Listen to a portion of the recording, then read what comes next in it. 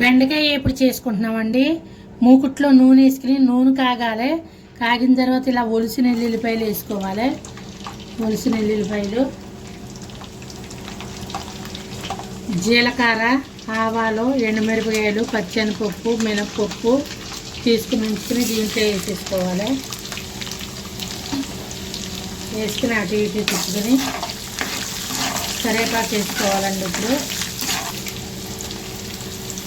అది చిట్టుబట్టలాడాక ఇలా కోసి ఉంచిన బెండకాయలు వేసేసుకోవాలి. వేపుడికి బెండకాయలు వేసేసుకుని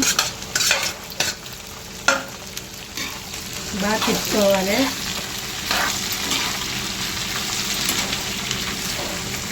బాగా తిప్పుకుని సిమ్లో పెట్టుకుని మూత ఎత్తుకోవాలి.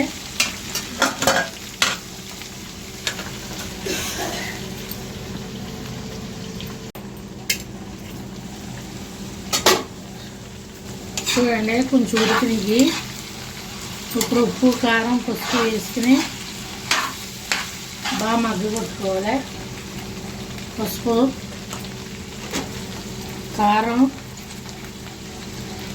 మనం ఎండుమిరపకాయలు వేసాం కాబట్టి ఒక టీ స్పూన్ చాలు కారం, సాల్ట్,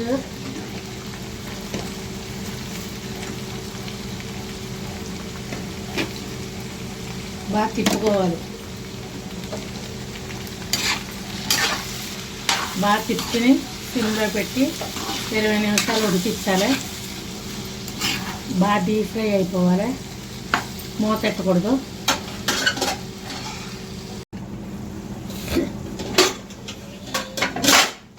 వేపుడు ఇలా మగ్గిపోయిందండి. చూడండి ఆయిల్ బయటకు వచ్చేసింది.